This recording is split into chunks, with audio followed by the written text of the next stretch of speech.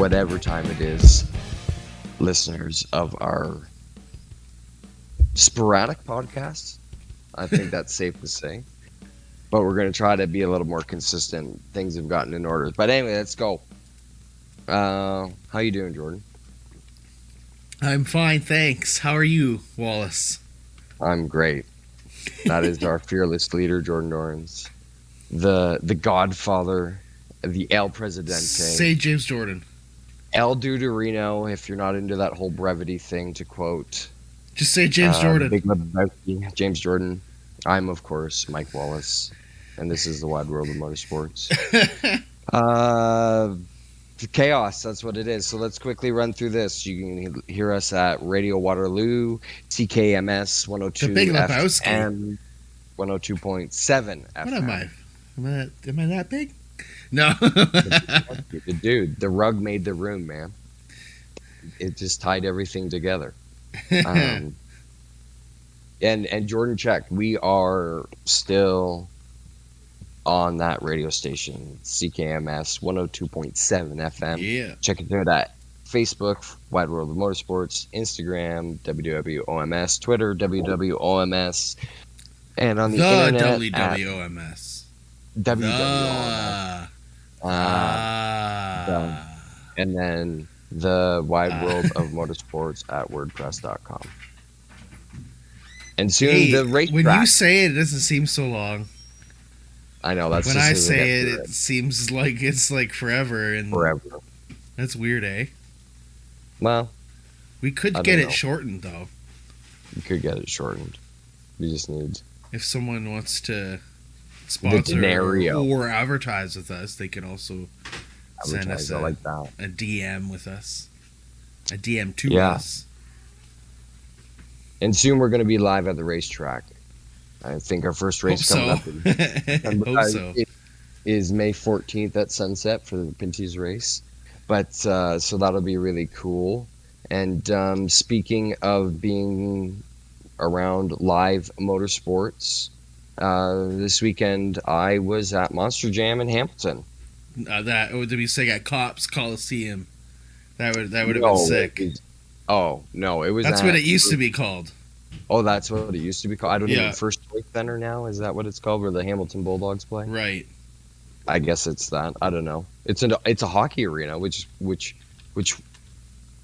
when I was told we were going to go to First Ontario Center, when we were going to go to Monster Trucks in Hamilton, I said to my wife, "There's no arenas in Hamilton." I thought, well, maybe right. I mean, other than where the Bulldogs play. Well, I guess where the Ticats play, but I don't know where that is or what that looks like or how big that is. At Tim Hortons Field, right beside it used to be Ivor Wynne Stadium, where they used to play in the CFL. For any of this people out there that watch Canadian football, yeah, I was gonna say, what's the CFL?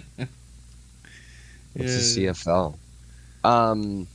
So, anyways, yeah, it was cool. I posted a few videos, or one video in particular on Instagram. I should post a few more because there were some other fun videos. I should just post a bunch of them, dump them on there.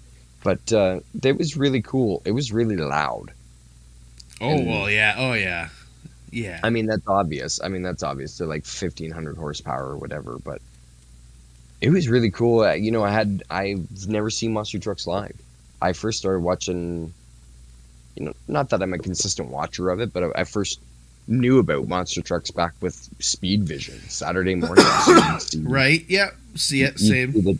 See it there, and of course, Gravedigger was the big one, and that's the funny thing about when I think about the monster trucks back then. That's the one I remember. I don't remember many of the other ones, but then I do remember when Goldberg showed up, which is now Max D, I think is the name. But it was interesting to watch how they maneuvered the trucks in there. It was different than I expected, but I was impressed that they got it to fit. That's what I'm thinking of. How that would have worked out. Yeah, they pushed. I guess you can see that they've pushed lengthways in the rink, they've pushed the seats back, or at least on the side I was on, I saw a picture. I posted a picture actually. And I didn't realize that looking from the other side, there were no seats below us, like we could see on the other side. So on the other side, you could see the upper deck and then the seats below. Well, below us, the seats weren't there. So I don't know if it pushes back in, or, sorry, my voice is a little hoarse from cheering like a maniac with my kids and my wife. But it was super impressive to watch them go around, and I believe both my children loved it. My little one especially. I think my wife enjoyed it actually. It was pretty cool. Yeah, I can't believe how they can fit almost 20,000 people into that. I'm sure they're, for that configuration, that they're not able to fit that much. Oh yeah, so they gave the figures. I guess there was an afternoon, like a matinee, and then our evening show. I went out to a 7 o'clock show. The announcers said that at the matinee show there was 14,000 people. That's crazy. And then there was 11,000 people when we were in there. So that's pretty good. Yeah, we went comparable to some other motorsports. That's pretty good. Locally to like Pinty's or to like 14,000 plus another 25,000 people. I'm sorry, I don't think I've seen 25,000 people at. I don't want to say that because it's not in that way, right? It's totally different. It's more of a different it's different event. I mean, IMSA, I'd have to look at the numbers, but IMSA at CTMP, I mean, they're not. I don't think they're pulling a daily number of 4. Maybe on race day. Let's see if I can Google that. Jamie, can you look this up? The attendance for the what year? The last one, 2019. Yeah, because we can't do the. We can't do anyone's. So, anyways, the 2019 Mobile One Sports Car Grand Prix. July 7th. You were there. Yep. Yeah, I was there. I don't think there is live in person details to this, but I'm sure you're right though. But anyways, I don't think I would say that when I get there to IMSA on Thursday,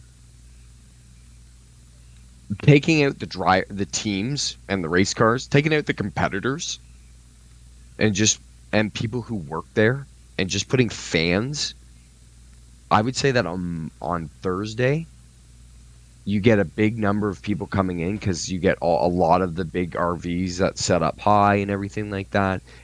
I would get the same with us. Most people who are going to set up for the whole weekend are going to be there Thursday. So that day you might see 1,000 people come in. But I don't think...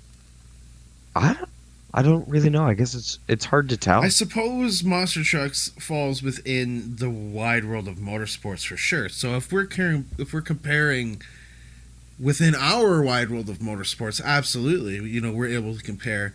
I know that, and what's interesting is because before we started rolling the tape here, you did mention that though there were certain points where, you kind of felt like you were making some comparisons to wrestling.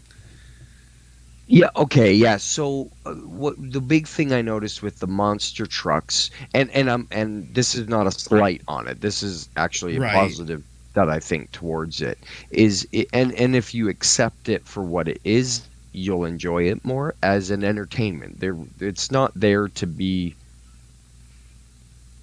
Yes, they compete, they race, quote unquote, and get points. So yes, it's a championship and whatnot, and it's not fake. It's not or it's not scripted as one would say wrestling may or may not be. Right. It's so what happens. A lot of it is based off of a quote. Again, I'm going to use the air quotes, quote unquote, fan vote. So I don't know how accurate that is. There's a lot here that I just don't know. But if you look at it as a purely entertainment factor, as a entertainment specimen in that involves motorsports, yeah, you see personalities, the drivers, they come out. One in particular, the one that had won the first, like the race part, and then the one he won the skills competition part. He comes out, he talks on the microphone to the MC. Okay, right, yeah. Right, and I've seen clips of some of that. Yeah, and they get the crowd hyped up, right? They, I'm not out here to be third. I'm gonna win. We're the best. I got the best. It's just they're hyping it up. They're being a showman in a wrestling sort of way.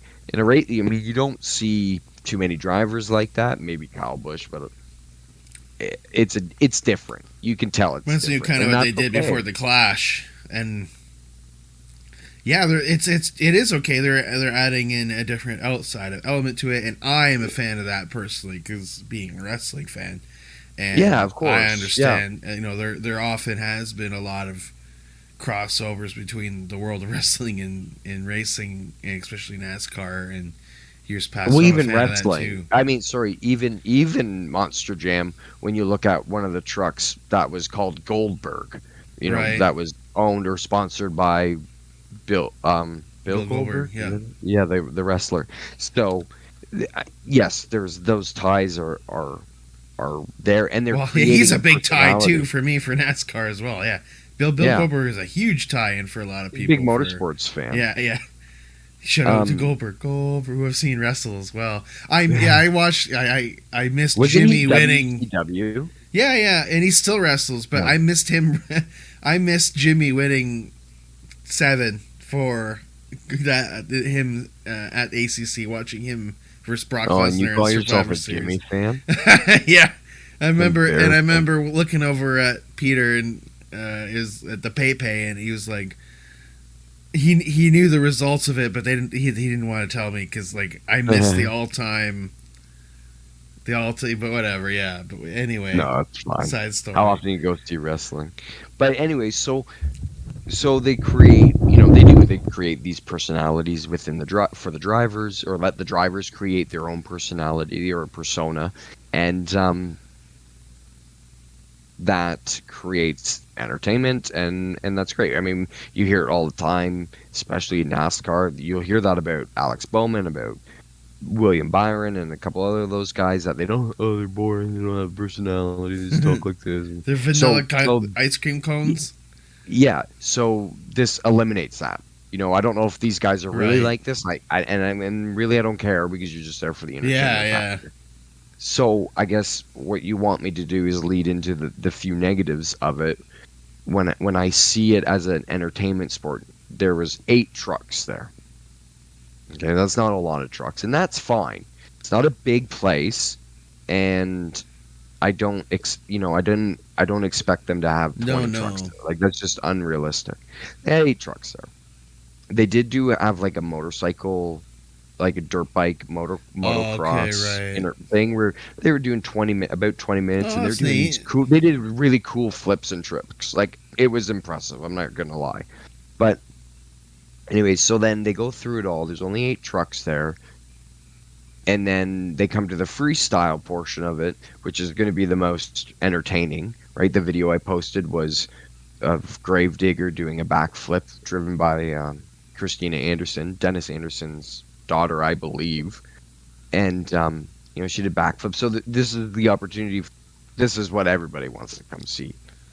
And then you have 2 trucks break down. One of them being a big name, El Toro Loco, the Bull, if you've seen the trucks, and so you get to see 6 trucks in the freestyle. Well, I don't know. I feel like as an entertainment, or as an entertainer, or as a promoter, you're supposed to be there to entertain people. A lot of the people there, they spend. It wasn't cheap. I'm not complaining about the money I spent because kids have a blast and they don't know the difference. The parents noticed with their wallets. So you get charged a good amount of money to go see a show, and then you kind of get shortchanged. So for me as a promoter, I would be mad. I'd be like, 1 truck, okay, stuff happens and it's mechanical. 2 trucks, I would just be I would be kind of upset. And neither of them got wrecked. They didn't not work because they got wrecked earlier in the night or something. So, anyways, that would have been my only fault to it. Right. Very Yeah. little, Yeah. but it's just That's other what, than that. and especially at an arena like that, maybe that's what you might have. That might be the cause of that. But wonder if they would do the same thing at a stadium, or if it's because of border thing. Maybe they would have a bigger turnout Well, down so south. yeah, so that's the other thing, right? And we see that with other motorsports that Yeah. come to Canada. You know, one of the biggest things you and I have talked about it a few times. I don't think on the podcast, maybe privately. I definitely speak about it a lot with my father-in-law who likes going to the races. Is that when they come to Mosport, there is very little to no vendor activity in the infield anymore. Right. One of the reasons I had found out when asking, kind of probing some questions around, was they gotta pay a lot of duty. You know, the fuel guy that supplies the fuel for the IMSA, the race, the whole series is VP Race Fuels. They're based out of Texas. I was talking to him about the fuel and what kind of fuel it was, how different it was, and it's actually turns out it's not even it's pump fuel basically, and and I'm not even kidding. Hmm. It's like 86. I think the highest octane car on the track in 2019 was like 92 or Okay. 94. Right. So like pump, you go to pump and get Yeah. 92, and the rest of them were like 90s or like 86 or 88 or something. It was weird. I couldn't believe it. I thought they'd be the super high test racing fuel, and it's like the guy's like, nah, it's just pump fuel. Anyways, I said, how much? You know, we are talking about him bringing fuel up and whatnot, and he says he goes, I won't cross back the border with more than maybe 2 drums of fuel. Hopefully not. Hopefully I'll sell them to the track. And I said, really? Well, how did you know how much to bring? He goes, oh, we just base it off last year, add a little bit more for this and that, and you know, he goes, usually some teams don't do as much running as they want to do anyway, so we have leftover fuel. And I said, wow. And I said, well, why? And he said, because not only do I have to pay for it to come, like, I guess he said, pay duty on it to cross coming in, he had to pay duty on whatever he brought back across the border. So Right. he doesn't want to bring any product back. So the border and all that kind of stuff is Oh, always complicated. a. I'm sure there's a huge factor in that being And played, but COVID's probably not made it easier. So maybe that's right. why the trucks, because they said, I would I go back to the arena to watch the monster trucks? Of course, because if my kids wanted to do it, I would do it, and it was entertaining. But if I had the choice, no, I wouldn't go do it again. If they went to somewhere like Sky Dome or Rogers Center or another big outdoor arena that I could get to, 100%. Because I could just imagine with a little more room the real like the type of show they could really put on. Yeah, I would for sure want to. I wanted to see before we're at the Rogers Center, so I'll for sure try to go see another one that goes around. But I looked at their schedule and that yeah, so they did a lot of shows that they had to do, like rescheduled shows, Yep. and as well as they're ending off some stuff down south. So hopefully when they come by again, we'll be able to cover that. But it was a busy day though. You were still doing motorsport stuff though at the end of the day, but you were away. We weren't. Both of us weren't Yeah. able to watch a lot of motorsport stuff.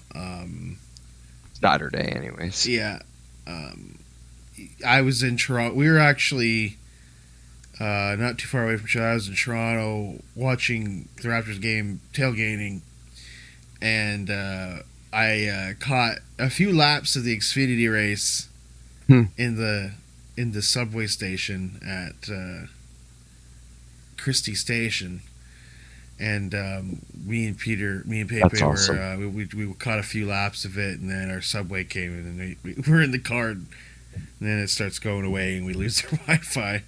It was going to be like it was like 4 to go, and then there was a wreck, and we knew we were like we're not going to be able to watch the finish of it, but That's funny. yeah, that was a And I first. got to watch the beginning of it. I got to watch like the first 4 laps of it in the hotel. But it But was a big one. You know, obviously all the talk about that one was with the number three. He got the hmm pole. Not only that, he finished second after yeah, a couple tries there. So yeah, you know, and well, obviously with with that, good old well, Larry McReynolds up on the pit box. America's favorite crew chief. Never say never, Larry McReynolds. I love Larry Mack, man. He is ah Are big you surprised that big he shout out to Larry finished Mack. third or finished second though, Jeffrey? Like I know he put the car on pole, Yeah, but you don't draft. that was his. You're by yourself. That was his moment, though, because now he's made not a name for himself, but that was his. That was it. That's what kind of put him on the map for me. I think we obviously already all knew of him. He never really Mhm. didn't. You know, he had a couple of good finishes here and there, but it wasn't anything worthy. Yeah, That is noteworthy, and for that sure. goes up to you know, like we're gonna probably hear. I bet you any money there's going to be some developments coming out of that in the weeks to come. Or maybe at the end of the season for next season. Who knows what's going to happen? But Surprised um, he's never driven for his cousins. right, But yeah, I know I didn't again, like you said, I didn't get to watch much of the Xfinity race, but I did watch the highlights. It seemed a bit of a wreck fest, if I'm honest. It didn't seem that entertaining. I hate saying that because I didn't really see the race.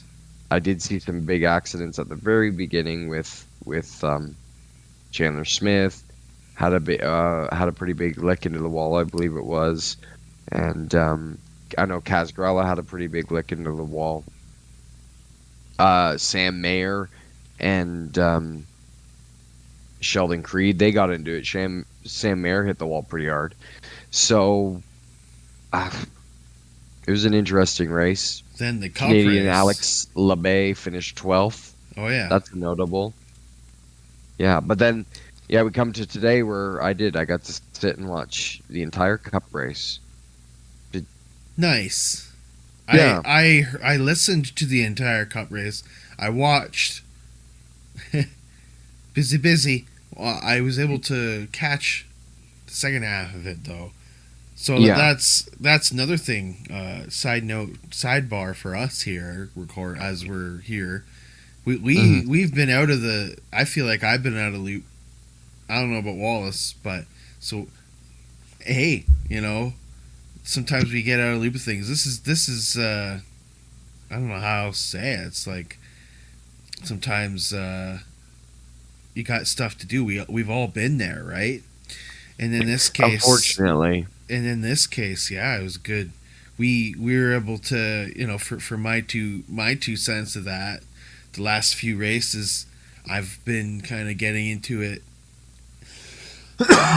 Excuse me, around the second end of the second stage, but to the beginning of the hmm last stage, the last few races, and then I start getting into it.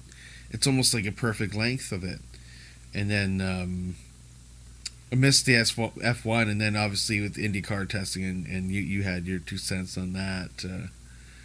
Yeah. Well, we just when we were talking, having a little conversation before the show of what type of things we want to cover and what we want to talk about. You know, we brought up IndyCar and testing at Indianapolis Motor Speedway. First day we had Scott Dixon fastest, and then second day we had Jimmy fastest, which is I have two feelings about this. That's great. I'm glad that Jimmy is fast, like clearly can prove that he can drive the car. I don't know what circumstances that he went quickest. I know the last time I had heard about what was going on there was they started out the day with rain, and they didn't get to starting first thing in the morning. So I don't know everything that went on. I don't put a whole lot of weight on this. It's a month away. You know, Yeah, it's exactly. April. The race doesn't happen until May. The track's going to be completely different. We just going through its seasonal change. You know, the cars are going to be different through different temperatures. Everything's just going to be different. So, although it's great to see this, I don't really wait. Let's wait till May when the guys got their Right. heads down and game face on, and And then then you're going to start seeing who really means it. That's why I wish, and a lot of people wish that they didn't guarantee spots for the Indy 500. So and then qualifying doesn't mean the same. and then with the F1 race with Verstappen winning and being able to apparently lap Lewis, which was cool to hear, and all this Hmm. going into the Cup race, and then I'm just kind of half in it. You know, a Actually, can I have a usual little shuffling sidebar here? around, a Can I side have a side- sidebar. Yeah, I actually watched the Formula One race this morning. Oh, nice. We woke up at the hotel. I was feeling a little under the weather. The kids wanted to go swimming, so my wife took them to the pool. I stayed and watched. Actually, I watched most of the Formula One race. It was boring. I was just completely. I fell asleep twice. I don't know if that's because I was feeling under the weather and it was actually a really good race. I mean, at the beginning of the race, it was kind of interesting. Carlos Sainz got taken out at the first corner by Daniel Ricciardo and couldn't finish the race. So Ferrari did not have a good day at all. Sixth and last, which is 20th. Just brutal, brutal. And then Leclerc was pushing and pushing. I think he fell off the track and went backwards. So yeah, it was a Red Bull 1-2, Verstappen, Perez, and McLaren, and Lando Norris on the podium. Anyway, sorry, that was a side note because actually I didn't even mention that I watched the race when we talked And then the first Cup earlier. race. But the Cup race was something that I was really excited about. We had a dud race at Martinsville. Some would say we had a dud race at Richmond. I enjoyed the race at Richmond, but I was looking forward to. Oh, and then we had Bristol Dirt. Who the hell cares about Bristol Dirt? And and then I was looking forward to. I was looking forward to this race, even though I don't like plate racing. I was looking forward to. It was good in the sense of classic Talladega race with Dale Jr. in the booth. That was really Yeah, that was great. awesome. That made it good. As Dale Jr. said though, at the end though, post race, it was a race that was kind of decided on decisions or mistakes made by the other guys around you, and what we saw with Kurt Busch there, kind of making the field get scattered there, and just not really being able to let the field have a chance to catch up, bunch up, and get up there. Mm. And Oh, you mean when he almost lost it and saved it? yeah, at the end of the race there, Yeah. and then with the 43, Eric Jones, he was almost able to get up there, and he got up there for just a little bit, but then Ross Chastain was able to end up getting by. Also, Austin Dillon was up there as well. A couple names there. It was interesting to see Denny run out of gas at the end there, or something happened, and then seeing, and then with the 23-11, just having a really bad last lap there. Didn't look good for them, but it looked great for Trackhouse being able to, especially with Ross Chastain with his second win of the season in his first season with Trackhouse. Second win of his career. Which is only really, I think this is the true first season for Trackhouse, but obviously this is their second season. So, Mhm. but they're getting it for all the new teams. They're the leaders there, and they're really showing it for Trackhouse. I guess. Yeah, yes, 100% agree with that. But it's Talladega. Anybody could have won Talladega. this race. Yeah, it almost came down to that, didn't it? Right. Anyone who Ross was good. He was there all day. Kyle almost got up there. Both yeah, too bad. No, Yeah, Bush didn't have. I think the most impressive, I would have to say, would be Kyle Larson, because I mean they said it on the broadcast, but if I'm honest, that's why I never picked him in my fantasy, because he's not a plate track guy. Like, he's just never done really that good at them. So for him to finish fourth, almost win, although I think it was his fault for that massive crash coming to the line when he hip checked Kurt Busch into the wall. Yes. It was the same move he made at Fontana when he kicked out and put hit Chase, right, and gave him a flat tire. It was the same move. It was identical, and this one caused him to slam into the wall and come back across the track. So And then, I'm a big Larson. see, I'm a really big Kyle Larson fan. I think he's.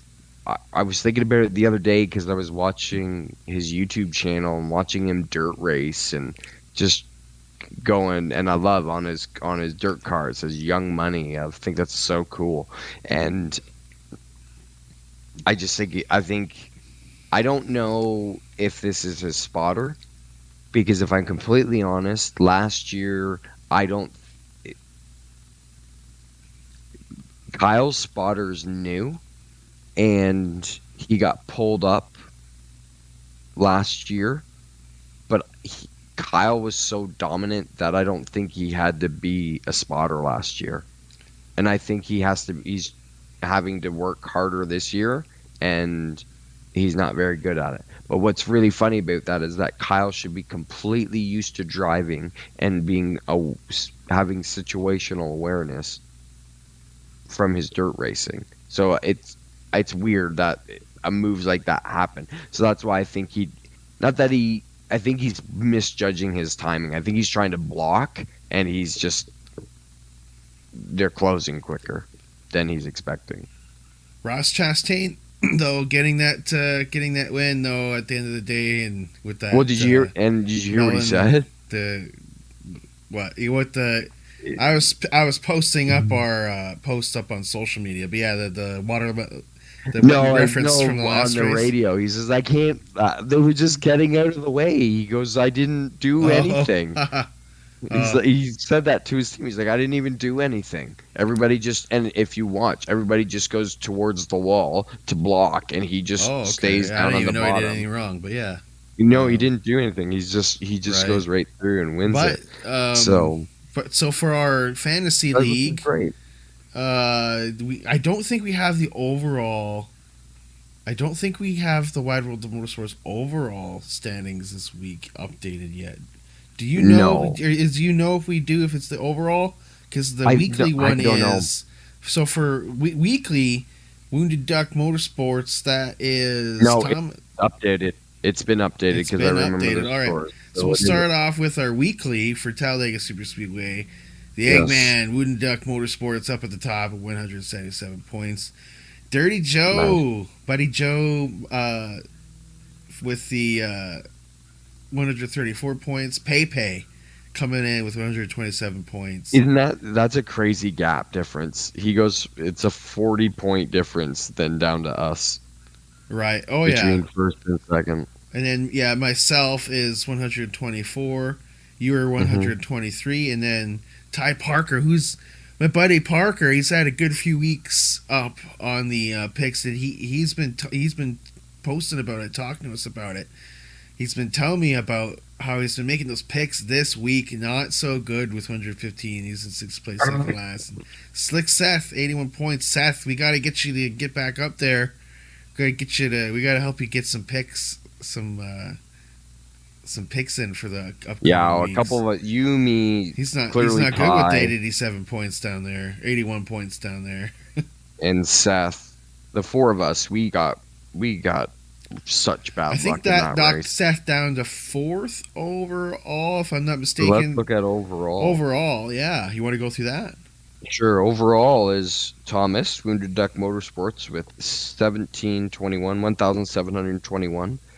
Myself, I'm second with There you go. Nice. 1,661. You are currently third with 1,579.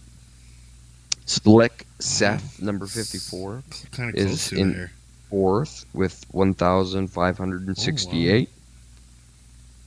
And then Dirty Joe, I believe, is moved up Yeah. to 1,531. Ty has... But he's getting up. He's still getting up there. He's gaining up. Yeah, I think he's moved up with and then 1,509. Pepe down the last. Pepe. That's okay. You know what? Pepe's going to come through in the dog days of summer. I bet you he'll use up Chase at the road courses. Why? He's not even that good. When was the last time Chase won at a road course? Fuck, Christopher Bell's won at more road courses lately than Chase Elliott. See, Bell. Well, we'll see. When's the next road course? Hopefully. Well, next week we're going to Dover, right? Yeah. Yes. So yes, there we go. Dover. What's some picks for there? Well, let's Can't pick Jimmy, look. right? So We're at Dover, Darlington, Kansas, Texas, Charlotte, Worldwide Technology Raceway. I don't know why it's got to be Sonoma. June 12th is the next road course. Away. So what about Dover? Yeah. Who do you got picked? Alex Bowman. Think he'll continue? He'll take on the 48 Magic at Dover. We'll see. Well, he won last year at Dover. That was one of his tracks. So he always continue on be the streets. pretty good. You know what? I don't know. Maybe this is the one where Denny Hamlin comes through. Oof, Denny. I know he's in, but that team, they're not making it past the first round. They're not even going to make it in the first round if they keep up with this. Or some sort of JJR luck. We'll see. And we'll have it covered for next week's or the next episode. Whenever we're gonna get together for the next episode, we'll have it covered. Maybe that'll be our inspiration. We'll try to do bi-weekly. Yeah. Because we have busy lives, and sometimes we have lives. So back down, back off. Screw off, man! You don't understand me. I have a life. No, like.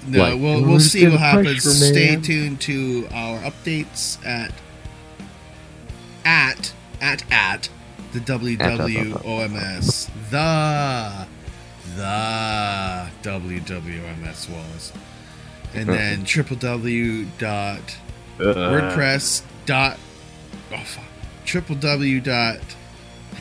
the Wide World of Motorsports podcast.wordpress.com. See? That was incredibly well. Yeah. And then you can also check us out on your favorite streaming service, the Wide World of Motorsports. And hey, Wallace is on. He's got finally, after like a year or so of us saying, we gotta get on that Instagram. Wallace is gonna get on that Instagram. And he is. I started. I finally did it. So we're on the Insta at I think it's just all lowercase, the WWOMS. So yes, I think it's the same, basically the same deal as the other ones. So, other than that, we're gonna try to be back around. That's it. That wraps it up, Wallace. That's about it. Is it? Oh my goodness! It went by so quick. That's about it. We'll see you around the bend, folks.